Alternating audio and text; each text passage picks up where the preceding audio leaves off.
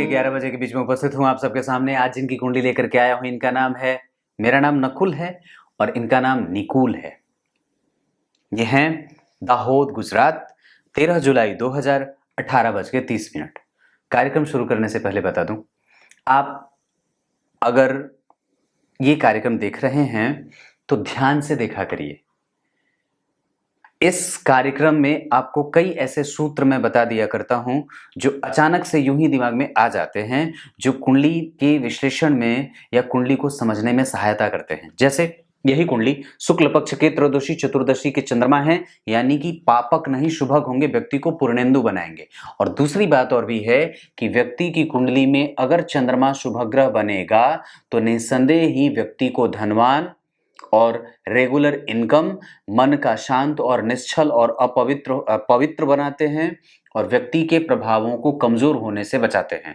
दूसरी बात, कमजोर होने से बल मिलता है, उसमें कमजोर नहीं होने देते, उसको बलशाली बनाते हैं। साथ में एक जो सबसे अच्छी और ऊंची बात यह हो जाती है कि अगर व्यक्ति की कुंडली में चंद्रमा ठीक है तो जितने भी ग्रह कैरेक्टरिस्टिक, जितने भी उसके जो कैरेक्टर हैं, जो भी ग्रह हैं, वो अच्छे तरीके से प्ले कर पाते हैं। सिद्ध रूप से ये कुंडली या कोई भी कुंडली तभी सिद्ध हो जाती है जब उस फिल्म का डायरेक्टर बढ़िया हो।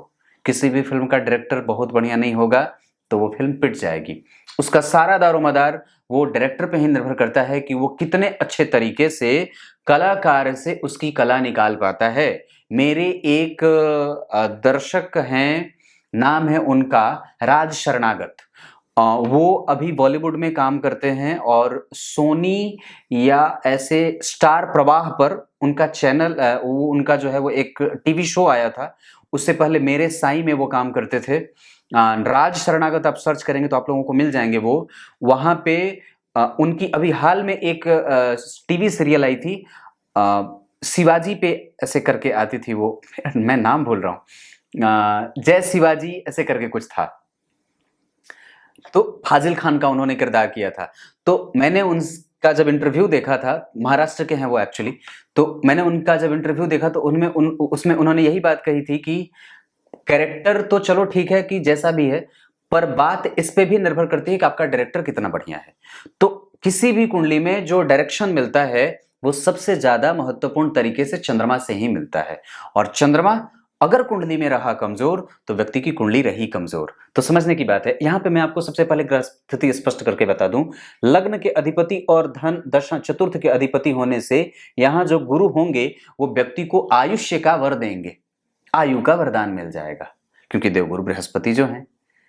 पर गौर करने की बात है कि वो चतुर्थ भाव के अधिपति होकर के तीसरे भाव, अपने भाव से तृतीयस्थ व्यक्ति को साहसी बना रहे हैं। और ये सुख के अधिपति होकर के छठे में बैठे हैं शनि के साथ, जो कौन है इस कुंडली के द्वितीय भाव के अधिपति और तृतीय भाव के अधिपति। मतलब क्या है कि लग्नेश का जो संबंध बना है वो पराक्रमेश के साथ छठे भाव में बना है। अब इसका एक सीधा सा असर होगा, व्यक्ति को धन ऋण में जाना पड़ता है। व्यक्ति को सुख सुविधाएं जो संसार की मिलती हैं उसके लिए कई बार संतोषजनक वो नहीं हो पाता या मेहनत ज्यादा करनी पड़ती है। आयु है, साहस भी है, बल भी है, धैर्य भी है, गंभीरता भी है, क्योंकि द्वितीय भाव के अधिपति मकर राशि जो बन रही है यहाँ पे, मकर राशि एक ऐसी राशि जो व्यक्ति को सुदृढ़ बना देती है। व्यक्ति गंभीरता से ऊंचे पदों को प्राप्त कर जाता है। लेकिन सवाल यह कि अगर मैं व्यवसाय करूं या फिर करूं नौकरी या फिर करूं क्या करूं, तो ऐसी स्थिति में कि जब दशमांश कुंडली आप देख रहे हैं तो दशमांश कुंडली में शनि और मंगल, यहां शनि स्वग्रही और मंगल उसके साथ, जो कि चतुर्थ सप्तम स्थान के अधिपति होकर के बुध और शुक्र व्यक्ति को व्यवसायिक नेचर दे रहे हैं। तो व्यक्ति कौन सा काम करे, तो या तो राहु या तो शनि या तो मंगल, इन तीनों से संबंधित आप काम कर सकते हैं।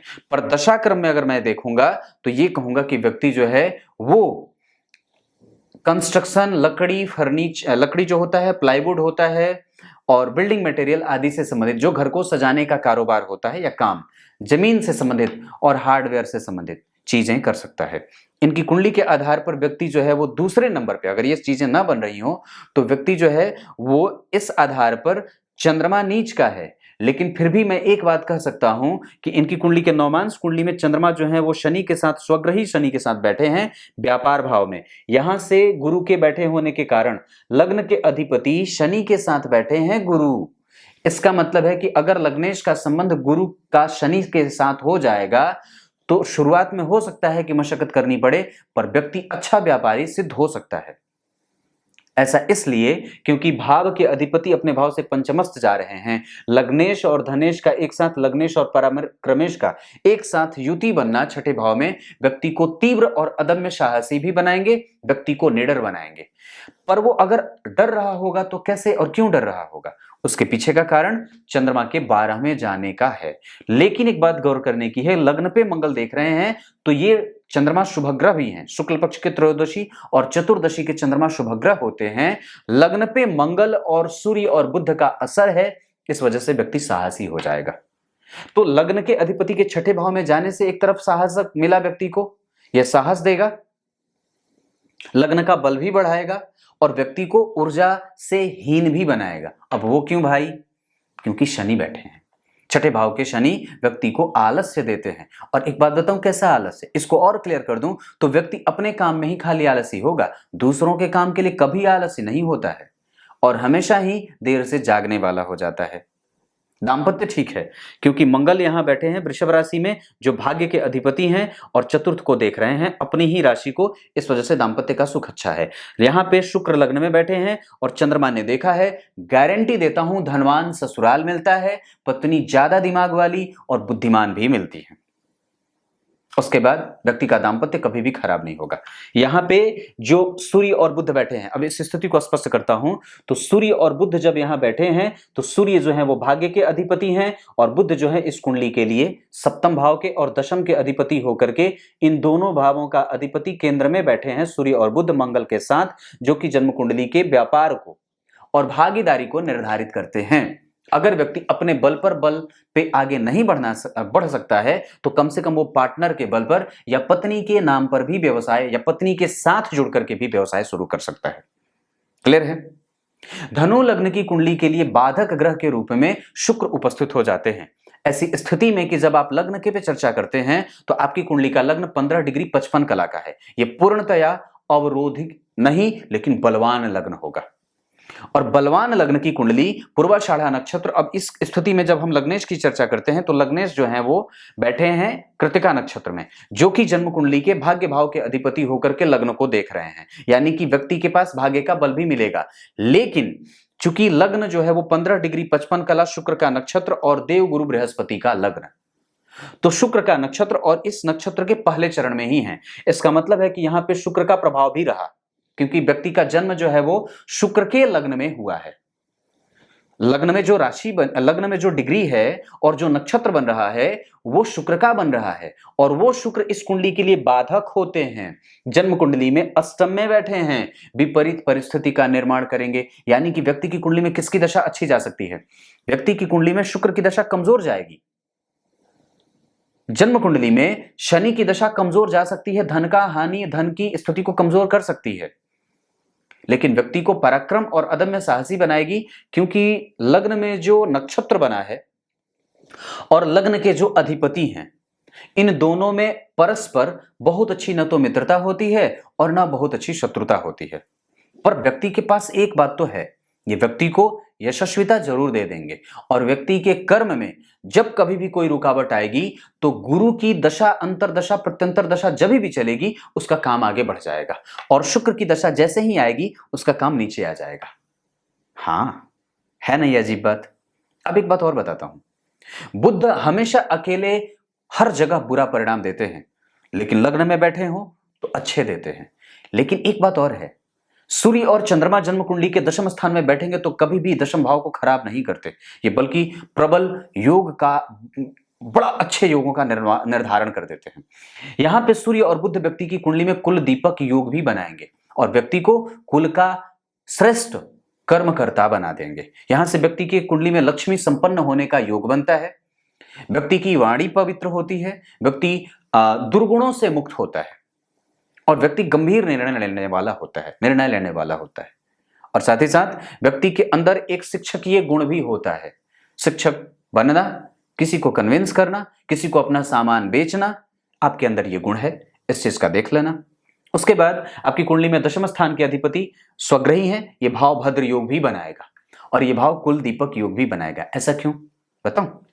क्योंकि मंगल की स्थिति यहां से बन रही है। मंगल ने बुध की राशि को देखा है और एक बात बड़ी अद्भुत है कि मंगल का संबंध अगर दशम स्थान से बन जाए या मंगल का संबंध अगर दशम स्थान के अधिपति से बन जाए तो व्यक्ति का कर्म कभी भी प्रभावित नहीं होता है, वो निर्बाध गति से यूं ही चलता रहता है। दूसरी बात है, लग्न पे सूर्य के असर हो जाने से व्यक्ति का भाग्य का बल, व्यक्ति का साहस, व्यक्ति का पराक्रमी होना, पुरुषों का आदर करना, स्त्रियों का सम्मान करना और सबसे बड़ी बात है कि पिता का सम्मान करते हुए व्यक्ति अपने परम लक्ष्य को प्राप्त करने का प्रयास करता है। इसकी कमजोरी क्या है? चंद्रमा नीच के, लेकिन मंगल लग्न को देख रहे हैं, इस वजह से चंद्रमा का नीच भंग होगा। पर वो कितना, तो अब इसके स्थिति को समझते हैं। चंद्रमा 24 डिग्री के हैं और इस आधार पर उनकी जो स्थिति बनेगी, वो जिस नक्षत्र में बैठे हैं उस नक्षत्र का अधिपति वृश्चिक राशि में बैठे हैं और वृश्चिक राशि के वो तीसरे चरण यानी कि ज्येष्ठा नक्षत्र में हो जाएंगे। दूसरी बात, मंगल जो ज्येष्ठा नक्षत्र में चंद्रमा बैठे हैं वो किस राशि में बैठे हैं? वृश्चिक राशि में। और गौर करना, तो चंद्रमा जिस नक्षत्र में बैठा है और जिस राशि में बैठे हैं, मंगल और बुध, ज्येष्ठा नक्षत्र बुध का नक्षत्र और मंगल वृश्चिक राशि का अधिपति, ये दोनों एक साथ बैठ करके लग्न को देख रहे हैं। यानी कि ये बात पूर्णतया लागू होती है कि व्यक्ति का मन अशांत नहीं है। व्यक्ति की कुंडली में मैंने जो बात शुरू में कही थी कि चंद्रमा नीच का है तो व्यक्ति को परेशान करेगा, अब वो नहीं करेगा। इसका मतलब है कि व्यक्ति की कुंडली में अष्टम भाव के अधिपति जो इस कुंडली के लिए मारक होते हैं, द्वितीय अपने भाव से पंचमस्थ जा रहे हैं। ध्यान से समझने की बात है, पंचम के द्वितीय के अधिपति पंचम में, द्वितीय के 12वें के अधिपति और छठे के अधिपति पंचम में। पंचम का मतलब एक है नीट बायो कंटेंट करके समझने का प्रयास करिए कि मैं कैसे संबंध बना रहा हूं। द्वितीय का अधिपति पंचम में कहने का मतलब क्या है? अपने भाव से पंचम में। 12वें के अधिपति पंचम में कहने का मतलब, या छठे 8वें के अधिपति के पंचम में कहने का मतलब क्या? अपने भाव से पंचमस्थ। तो उसका वो नीच का है, परंतु वो शौर्यशाली बना देगा, व्यक्ति को पराक्रमी बनाएगा, उसका फल कहीं ना कहीं वो दे देगा। जब भी वो ग्रह गोचर में आएगा, जब भी ग्रह वो आपके दशा अंतरदशा में आए तो वो परिणाम देगा, जरूर देगा। तो इस कुंडली में दशा किसकी कमजोर जा सकती है? इस कुंडली में शुक्र की दशा कमजोर जा सकती है, इस कुंडली में शनि की दशा कमजोर जा सकती है, इस कुंडली में शुक्र में गुरु, गुरु में शनि आए तो कमजोर जा सकती है, शनि में गुरु आए तो कमजोर जा सकती है, पर बाकी के ग्रहों की दशाएं कमजोर नहीं है। मंगल की दशा आएगी तो व्यक्ति को भटकाव देगी, व्यक्ति भटकेगा, इधर उधर की बातें करेगा। और कई बार कि जन्म कुंडली में पंचम भाव के अधिपति होकर के वो जब लग्न को देखेंगे तो व्यक्ति को शौर्यशाली, प्रतिभा संपन्न, बुद्धि का मालिक और तीव्र बुद्धि का और कुशाग्र बुद्धि का बना देंगे। मंगल और बुध के एक साथ बैठ करके लग्न को देखने का असर व्यक्ति के जीवन में जीवंत घटनाओं का बिल्कुल व्यक्ति सम्मिश्रण होता है, उसको पहले से ही बात पता चल जाती है कि क्या होने वाला है।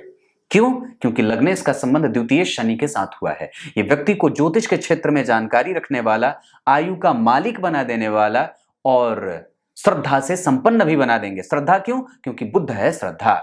व्यापार का अधिपति या व्यापार का कारक जन्म कुंडली में स्वग्रही होकर के बुध बैठे हैं, इस वजह से व्यक्ति व्यापार करे। अगर कोई पढ़ाई करनी हो तो प्रोफेसर, लेक्चरर और उच्च शिक्षा की स्थिति में जा सकते हैं। ऐसी स्थिति बनती है क्योंकि शुक्र की स्थिति अष्टम भाव से जब बने तो व्यक्ति को उच्च शिक्षा के क्षेत्र को चुन लेना चाहिए, और खास करके तब जब राहु वहीं बैठे। व्यक्ति बड़ा सवाल पूछेगा बहुत। ये तो बहुत अच्छी बात है कि मेरी बात इनसे फोन पे नहीं हो रही है, नहीं तो माथा खा जाते। तो ऐसी स्थिति होती है कि व्यक्ति की कुंडली में राहु अगर अष्टम भाव से संबंध बना लेते हैं तो व्यक्ति को बहुत सवालिया बना देते हैं और वही कष्ट के कारण भी हो जाते हैं। अब 2-3 बात और भी है जो बताना चाहूंगा कि व्यक्ति को चमड़े का रोग हो सकता है, कांतिहीन हो सकता है व्यक्ति, क्योंकि लग्नेश शनि के साथ बैठे हैं, काले ग्रह के साथ। लेकिन लग्न पे सूर्य, बुध और मंगल का प्रभाव है, इस वजह से जो वो कालापन है वो कहीं ना कहीं सूर्य और मंगल और बुध के कारण वो छट जाएगा। पर चंद्रमा फिर भी 12 में है। अपने स्वास्थ्य का ध्यान हमेशा ही रखना चाहिए। पेट का रोग व्यक्ति को होता रहेगा, अतड़ियों की समस्या होती रहेगी, पुट्ठे वगैरह कमजोर होते रहते हैं, ये बात बनती है। अब ग्रह की स्थिति पे आ जाता हूं तो आपकी कुंडली में सूर्य बलवान नहीं है, वो भाग्य के अधिपति हैं, मृतप्राय हैं। चंद्रमा जन्म कुंडली में जिस डिग्री पे बैठे हैं वो बाल अवस्था को धारण करेंगे। मंगल मृतप्राय, इस वजह से साहस कम हो सकता है। हमेशा ही हनुमान चालीसा का पाठ जीवन पर्यंत करते रहिए, हनुमत कवच का पाठ जीवन पर्यंत करते रहिए। बुध की स्थिति आपकी कुंडली के लिए युवावस्था में, इस वजह से चंचलता मत रखिएगा। इस दशा में जितना ज्यादा हो सके मेहनत करके कुछ प्राप्त करने का प्रयास करिएगा। व्यापार आपका इस प्रभाव में बढ़ सकता है। गुरु की स्थिति इस कुंडली के लिए कमजोर नहीं है, पर वृद्ध है, उनके पास अनुभव की कमी है, इस वजह से वो कभी कभी पेट का रोग दे सकते हैं। अपने पेट को लेकर के हमेशा ही सुरक्षा का दृष्टिकोण रखिए और हमेशा ही इस बात को मान करके चलिए कि आपको बाजार का सामान नहीं खाना है, और हमेशा ही इस बात को भी एहसास में रखना होगा कि आप थोड़े पेट के कमजोर हो। कब्जियत, एसिडिटी या गैस्ट्रिक की समस्याएं बनती हैं, ये बात है। शनि या शुक्र की बात अगर करता हूं तो शुक्र जो है वो वृद्ध है, इस वजह से भी ऐश्वर्य और कई बार व्यक्ति का प्रभाव थोड़ा कमजोर सा हो जाता है। अष्टम भाव के अधिपति चंद्रमा है और इस कुंडली में वो जो डिग्री में है उसके आधार पर बाल अवस्था के हैं, तो व्यक्ति उस समय अटखेलियां करेगा, सीखेगा कम और बालकपन में मशगूल रहता है। तो जब कभी भी चंद्रमा की दशा है तो केयरलेस नहीं होना है। जब कभी भी सूर्य की दशा है तो व्यक्ति को हेडेक नहीं लेना चाहिए, वो देंगे पर आप लेना मत, अपना काम करते रहिए। रविवार को नमक मत खाने का प्रयास करिए। शुक्र और शनि के बाद, शुक्र के बाद अगर शनि की बात करता हूं तो शनि आपकी कुंडली के लिए बहुत अच्छी स्थिति में नहीं है। हालांकि एक बात और है, धन के अधिपति मृतप्राय हैं, इसका मतलब है कि व्यक्ति का धन देर से आ सकता है, लेकिन चूंकि वो इस कुंडली में बहुत अच्छे नहीं होते हैं, सामान्य शुभदायी होते हैं, सामान्य परिणाम देने वाले होते हैं, इस वजह से उनकी दशा में व्यक्ति को बदन दर्द और घुटने का दर्द हो सकता है। व्यक्ति कई बार आलस्य ज्यादा पाल लेता है। लेकिन धनेश अगर लग्नेश के साथ युति कर रहे हैं तो प्रतियोगिता के बाद व्यक्ति जीवंत हो ही जाता है और अपने क्षेत्र पे विस्तार कर ही लेता है। क्लियर है? अगर आप दशमांश कुंडली में बात करें तो मैंने बात कही कर्म क्षेत्र ठीक है, आप बिल्कुल निश्चिंतता से आगे बढ़ते जाइए। लग्न में शुक्र स्वग्रही, दशम स्थान में बुध का, सप्तम स्थान में बुध का बैठना, यहाँ के अधिपति का जाकर के जन्म कुंडली में एकादशवें भाव में बैठना, उच्चाभिलाषी और चार चार ग्रहों का चतुर्ग्रही योग, वहां पे अमावस्या दोष भी लग रहा है, पर वो बात बनेगी नहीं, क्योंकि आपकी कुंडली में चंद्रमा पहले से ही शुभग्रह बन बैठे हैं, तो वो कमजोरी नहीं है। वहां पे राहु के बैठे होने के कारण व्यक्ति की कुंडली में वो कमजोर नहीं होंगे, पर हाँ व्यक्ति को पराक्रमी जरूर बनाएंगे और पराक्रम करने का हमेशा संकेत भी मिलता रहेगा। व्यक्ति की कुंडली में धन थोड़े देर से आए, पर इस कुंडली का उत्तरार्ध ठीक है क्योंकि गुरु बैठे हैं, दशम भाव ठीक है, इस वजह से व्यक्ति का उत्तरार्ध या व्यक्ति का संपूर्ण ठीक है, मैं इसे ये कह सकता हूं। दक्षिणायन में जन्मे हैं तो थोड़ी बहुत समस्या तो होती रहेगी। शुक्र अष्टम भाव में बैठे हैं, इस वजह से व्यक्ति को कई बार बहुत ज्यादा चिंतन मनन करने वाला, ध्यानस्थ और ध्यान और समाधि में जाने वाला बना देते हैं। मंत्रों का जप करिए। आपकी कुंडली के पंचम भाव के अधिपति लग्न को देख रहे हैं, पुत्र सुख की स्थिति बहुत अच्छी है और वैसे भी चतुर्थ भाव से चतुर्थस्थ बैठे हैं, यहाँ पे भी मंगल की जो स्थिति बन रही है वो चौथे भाव से केंद्र में बन रही है, इस वजह से पुत्र की सुख की स्थिति बहुत अच्छी है। दाम्पत्य बिल्कुल रेगुलर है, कोई समस्या नहीं है। विवाह अगर बात करें तो अभी तो 2000 के हो आप, अभी विवाह की बात नहीं करूंगा। आपकी कुंडली के लिए सबसे अच्छी राशि साबित हो सकती है मेष, तो इस राशि में अपनी राशि आपकी बहुत अच्छी साबित हो सकती है सिंह और तुला। ये राशियां आपको व्यापार करने के दृष्टिकोण से, मित्रता करने के दृष्टिकोण से, पर शत्रुता कभी ना मोलना। वृश्चिक वालों से, कर्क वालों से, वृषभ वालों से बच के रहने की आवश्यकता है, मकर वालों से। पर आपके लिए अभी जो राशि है वो जन्म कुंडली में बन रही है वृश्चिक, आप मुक्त हो भैया और साढ़े साथी से। क्लियर है? ये तो शेर बन गया। ये स्थिति बनती है। बुध आर्द्रा नक्षत्र में बहुत ज्यादा दिमाग लगाने वाला, मंगल पुनर्वसु नक्षत्र में ढाढ़स और साहस के साथ और पूर्णतया कर्मठ बनाएंगे और व्यक्ति को सूर्य और बुध लग्न को देखेंगे तो कई बार इगोइस्टिक नेचर दे देते हैं और कई बार दाम्पत्य में पत्नी जो होती है बहुत ज्यादा इतना दिमाग लगा देगी कि दिमाग खराब कर दे, इतना ज्यादा सवाल पूछ ले, इतना ज्यादा प्रश्न खड़ा करे कि मन अकबक हो जाता है। सूर्य पुनर्वसु नक्षत्र में, मंगल पुनर्वसु नक्षत्र में, ये बहुत अच्छा है, लेकिन ये कम से कम रोक देते रहेंगे। इस वजह से बाहर का और बाजार का और बिल्कुल शुद्ध भोजन करने का अभ्यास अभी से ही व्यक्ति को जाहिर कर लेना चाहिए। चंद्रमा और केतु, जन्म कुंडली में केतु द्वितीय भाव में, यहाँ पे राहु का असर है, इस वजह से धन भाव के अधिपति के साथ तृतीय एकादश में शनि और राहु का संबंध व्यक्ति को पराक्रमी बनाएगा। और जब कभी भी इस कुंडली के आधार पर सूर्य की दशा चले और मंगल की दशा चले तो अच्छी बात है, सूर्य में बुध चले तो अच्छी बात है, सूर्य में शुक्र चले तो कष्ट मिले, शुक्र में राहु चले तो धन मिले और खर्च भी हो। जब कभी भी व्यक्ति की कुंडली में कुछ नया इकट्ठा करना हो तो सूर्य की दशा को देख लेना चाहिए। अनुराधा नक्षत्र आपके लिए बड़ा अच्छा साबित होगा। जब कभी भी कुछ करना होगा तो ऐसी स्थिति में ज्येष्ठा नक्षत्र में कुछ ना करना, दान पुण्य आदि क्रियाएं ज्येष्ठा नक्षत्र में ना करना, दवाइयां खानी हो ज्येष्ठा नक्षत्र में ना करना, यात्रा करनी हो तो चंद्रमा को हमेशा ही देख लेना चाहिए। अगर कभी भी यात्रा करनी हो, अनुराधा, श्रवण, ये मृगशिरा, पुनर्वसु कुछ नया काम करने के लिए, पुष्य कुछ नया काम करने के लिए, और ये उत्तराषाढ़ा, उत्तरा फाल्गुनी, उत्तरा भाद्रपद, ये कुछ अच्छे नक्षत्र आपके लिए साबित हो सकते हैं। उसके बाद आपकी कुंडली के आधार पर मैं इतनी बात जो ओवरऑल बता दूं तो इस कुंडली में बलवान भाव कौन सा बन रहा है? इस कुंडली में बलवान बन रहा है सप्तम भाव, यानी कि रोजगार, और उसके पीछे के भाव में ही लग्नेश बैठे हैं। यह स्पष्ट संकेत है व्यक्ति को व्यापार करना चाहिए।